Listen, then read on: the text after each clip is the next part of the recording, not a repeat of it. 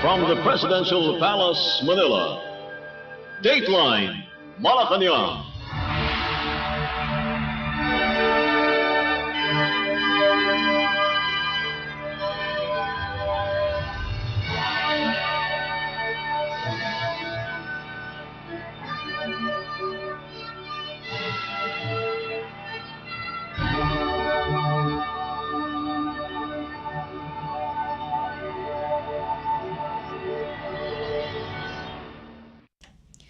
Good day, this is Dateline Malacañang, and here are the news. On the top story, Philippine President Ferdinand R. Marcos Jr. on Tuesday arrived at the Wat Tai International Airport in Vientiane, Lao People's Democratic Republic, or PDR. Along with his official delegation, the president is in Laos to join fellow Association of Southeast Asian Nations or ASEAN leaders to participate at the back-to-back 44th and 45th ASEAN summits and related summits upon the invitation of Lao PDR Prime Minister Sonsai Sifandone, who chairs this year's summits. This year's theme, Enhancing Connectivity and Resilience, aligns with Laos' commitment to building a more connected and resilient ASEAN. During the three-day event, leaders of ASEAN member states, including Timor-Leste as an observer, will convene in 16 leader-led engagements to discuss various international issues affecting the region. These include the situation in Myanmar, Ukraine, the Korean Peninsula, Gaza, and other geopolitical challenges impacting the Indo-Pacific region. On the sidelines of the ASEAN summit, the chief executive is scheduled to deliver a keynote speech at the ASEAN Business and Investment Summit 2024, which serves as a strategic platform to amplify the private sector's voice in driving policy reforms and positioning ASEAN at the center of global economic interconnectedness. President Marcos Jr. will also hold bilateral and pull-aside meetings with fellow heads of state or government from Vietnam, Canada, New Zealand, and Japan. Additionally, he will meet with business leaders seeking to expand their businesses in the Philippines. Dateline Malacañang.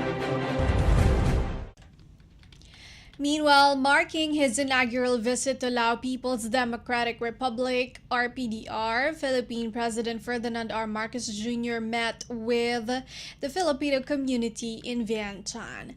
Approximately 400 overseas Filipino workers or OFWs welcomed the president, where they showcased the vibrant talents of the Filipino community in a program at the Latsavong Wanda Vista.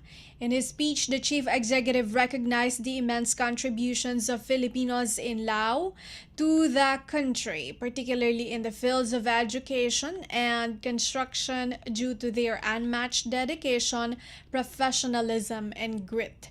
To date, an estimated 2,000 Filipinos reside in Laos, mostly employed as professionals or skilled workers, with some working as lawyers, accountants, engineers, and in hospitality services. Let us listen to the speech of Philippine President Ferdinand R. Marcos Jr. during his meeting with the Filipino community in Vientiane. Susubukan kong gayahin ang ating ambassador. Sabay di tonlang. Tama ba yan? Baka mga Pinoy lang nakaintindi. Yung mga tiga rito hindi naintindihan yung sinabi ko.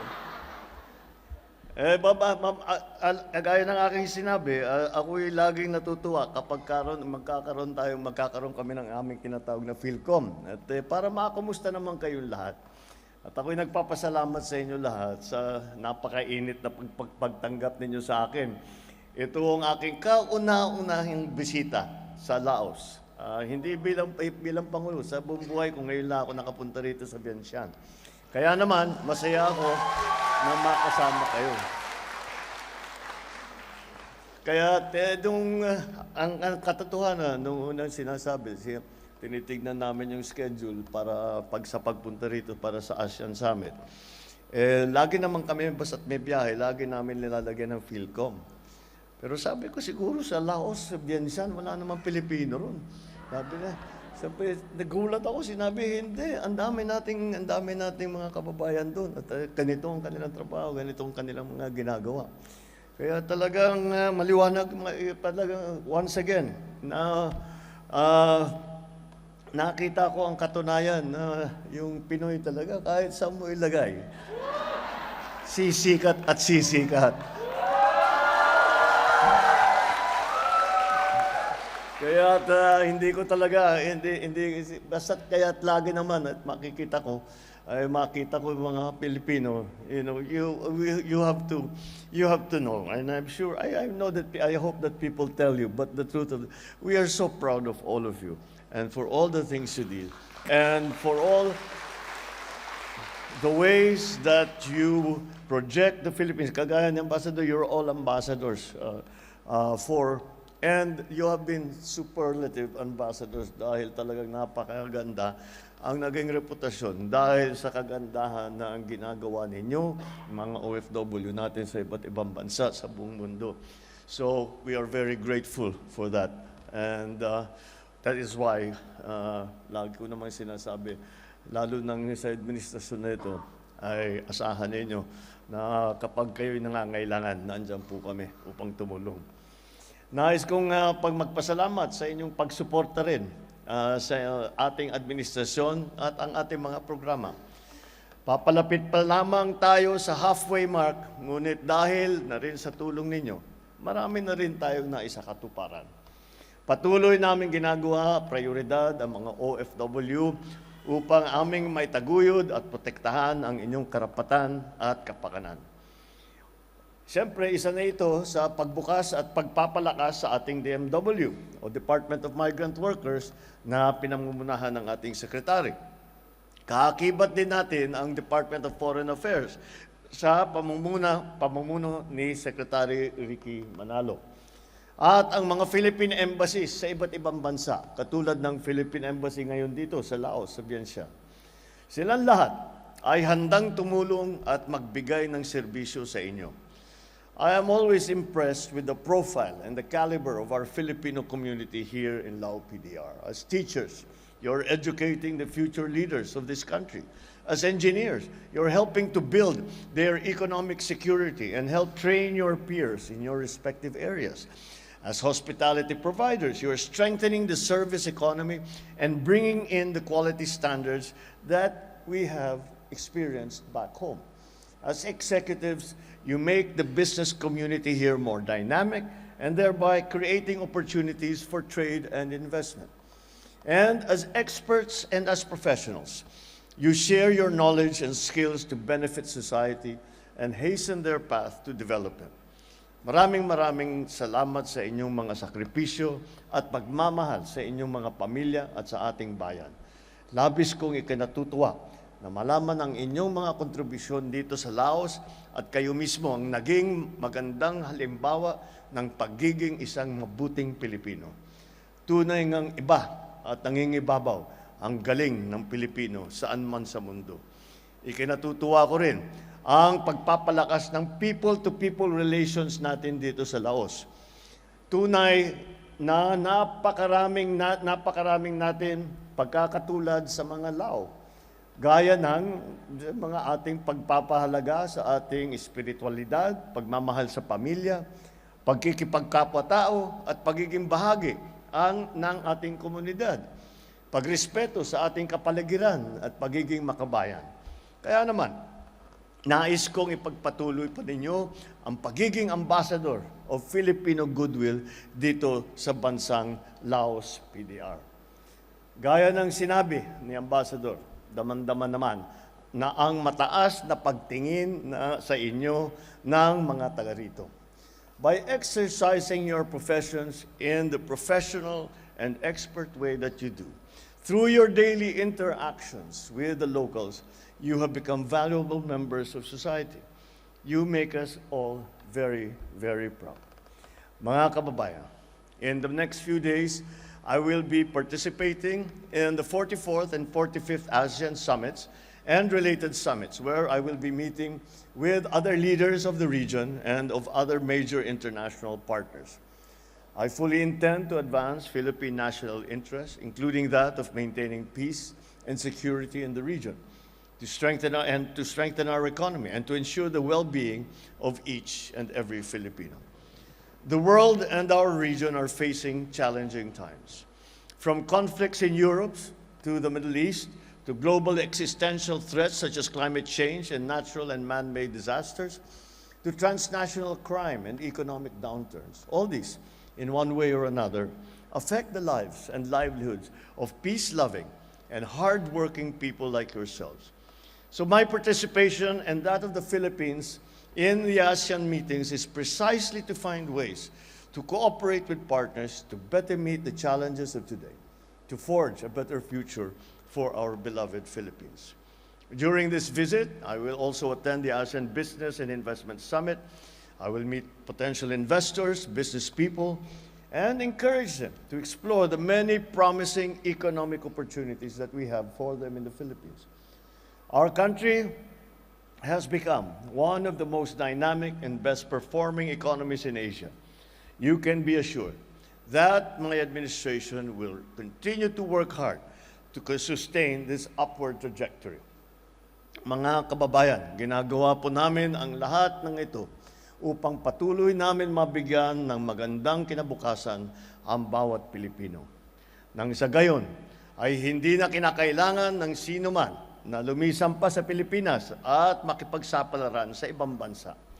Gayunpaman, hinahangaan ko ang inyong tapang, tiyaga at husay sa pagharap ng mga hamon bilang overseas Pilipino.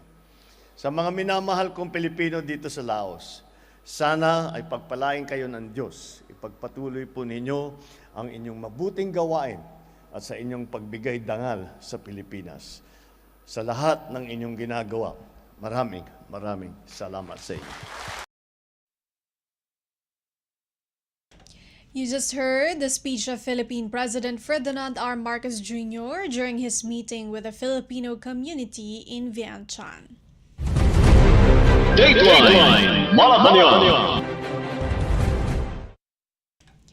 On the first day of his official visit to Lao People's Democratic Republic, or PDR, for the 44th and 45th Association of Southeast Asian Nations, or ASEAN Summits and related summits, Philippine President Ferdinand R. Marcos Jr. on Tuesday evening met with Vietnamese Prime Minister Pham Minh Chinh to strengthen ties between the Philippines and Vietnam.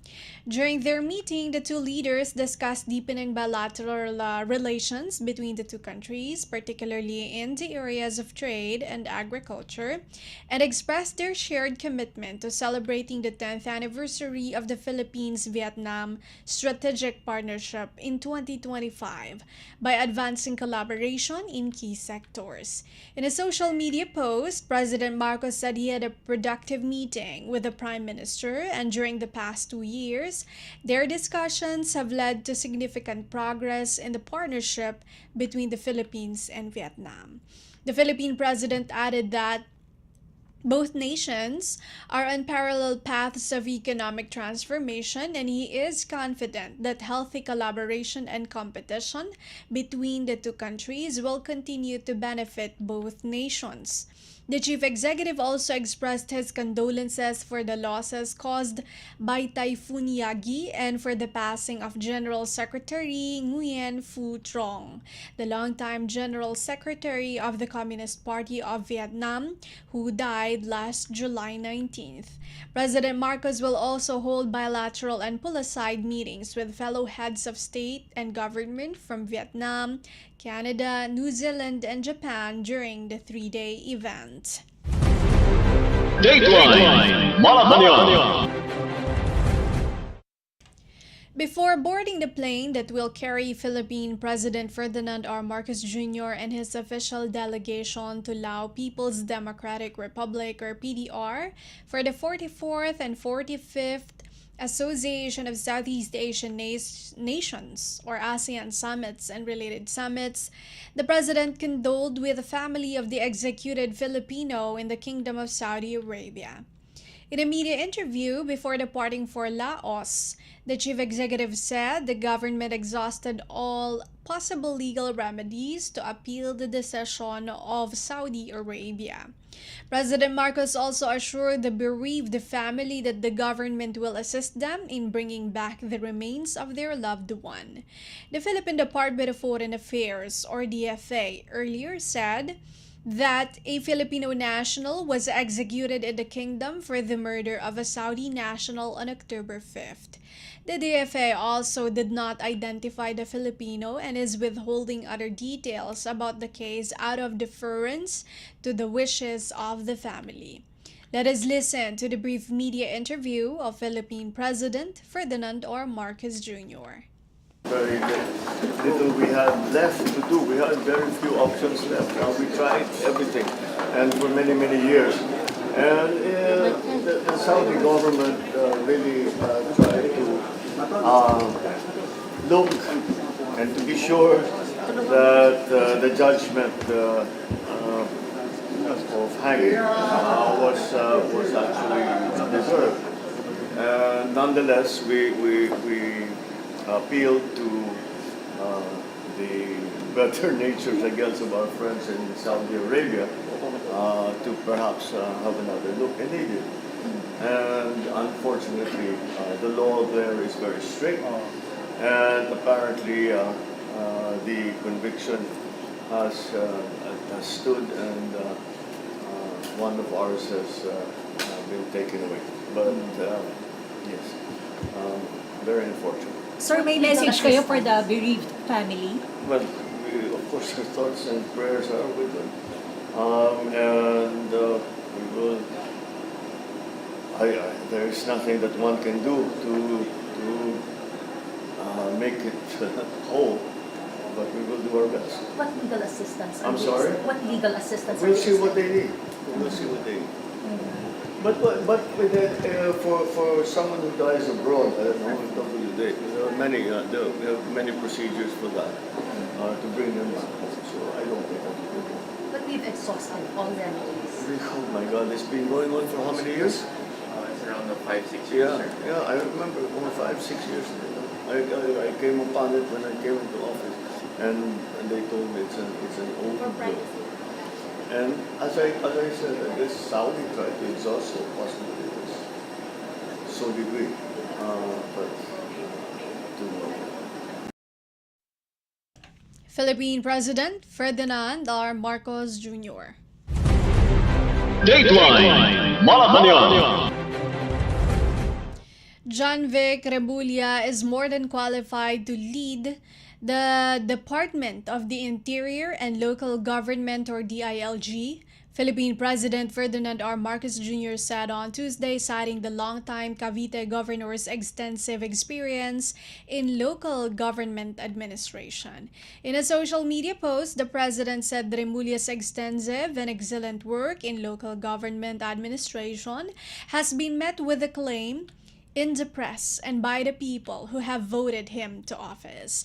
According to the chief executive, the best proof of Remulla's performance is seen in how he has made Cavite province progressive, which is now an economic powerhouse. Remulla took his oath as Interior Chief in Malacañang on Tuesday morning.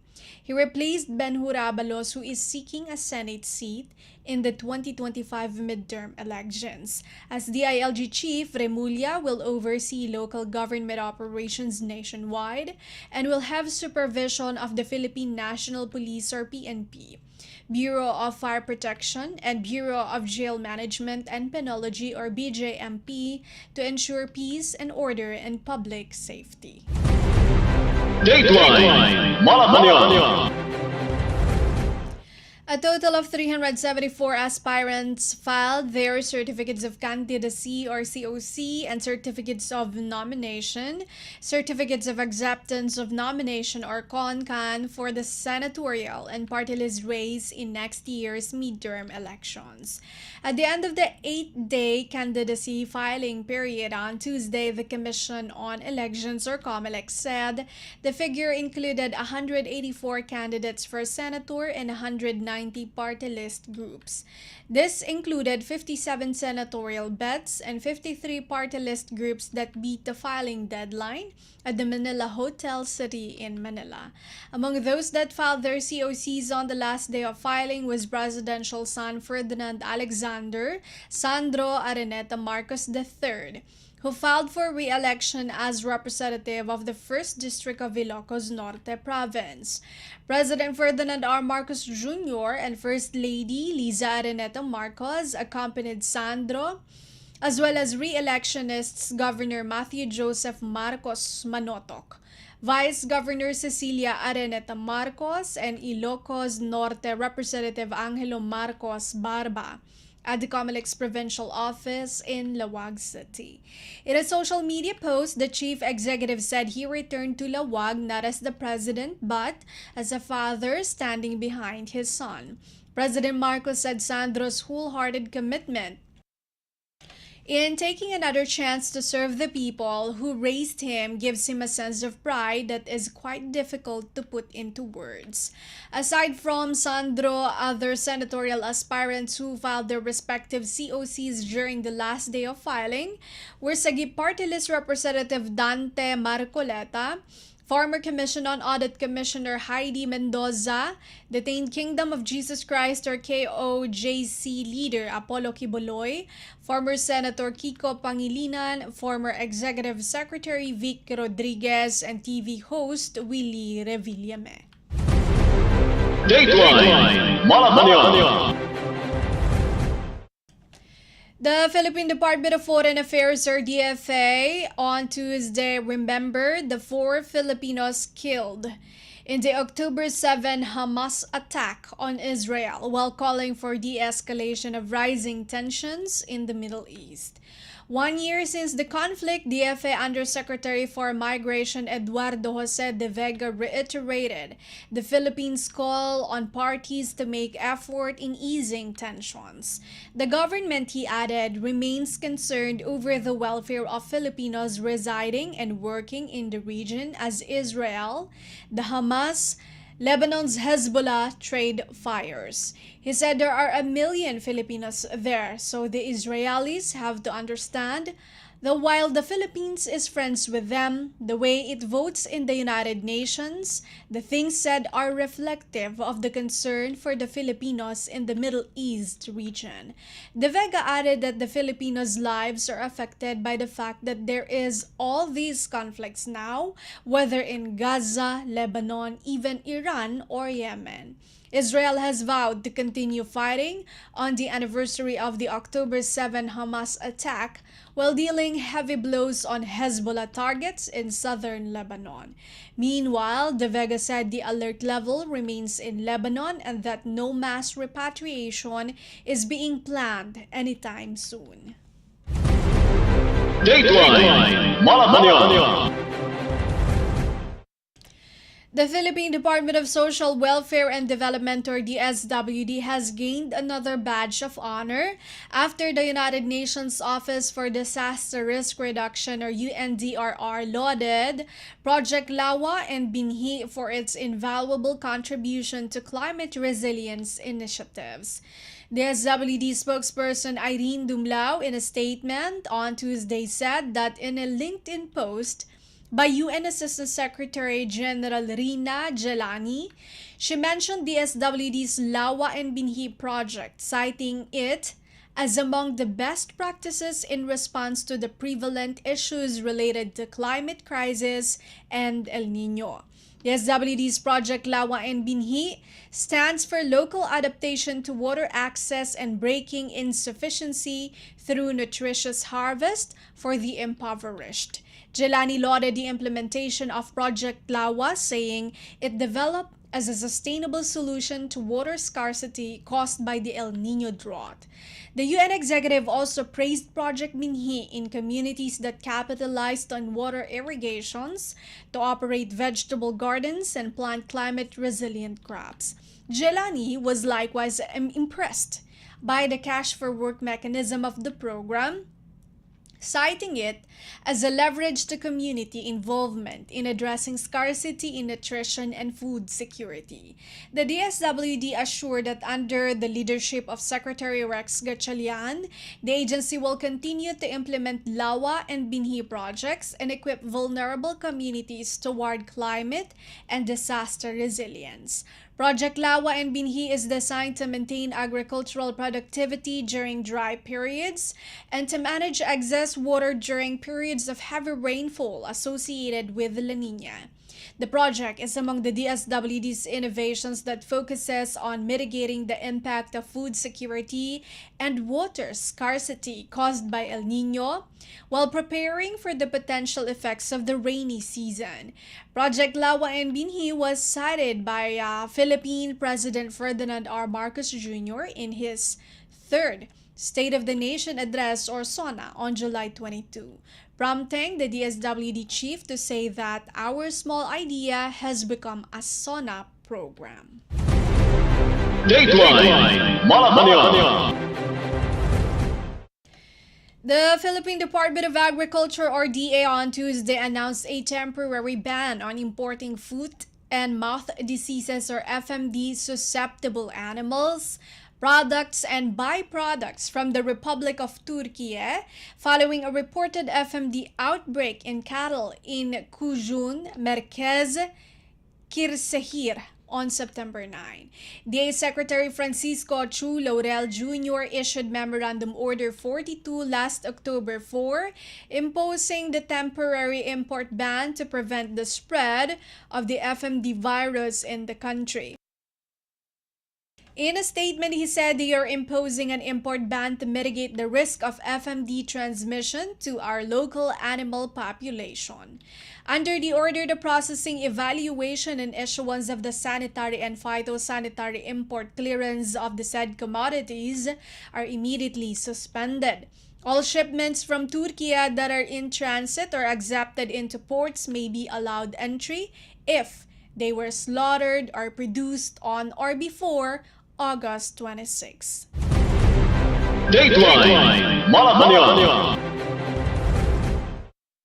Still from the Philippine Department of Agriculture or DA, the Philippine Department of Agriculture or DA is set to lower the buying price of palay of the National Food Authority or NFA to help ease retail prices of rice during the wet harvest season.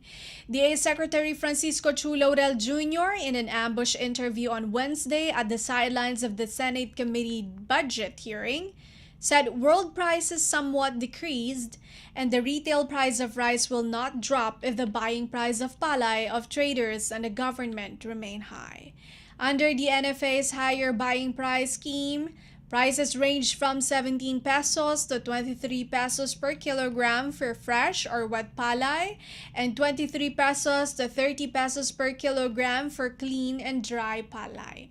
Chu Laurel, however, assured that farmers would still secure profit despite the drop in buying price. For his part, Lacson said the lowered buying price will remain in a range to be able to play with the market.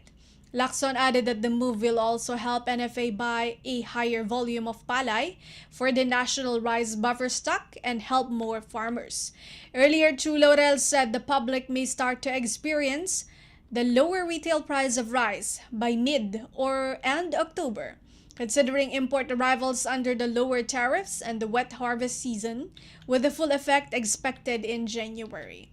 The DA also expressed optimism that the Indian government's decision to lift the export ban on non-basmati white rice will help soften global rice supply and price pressures for imported rice.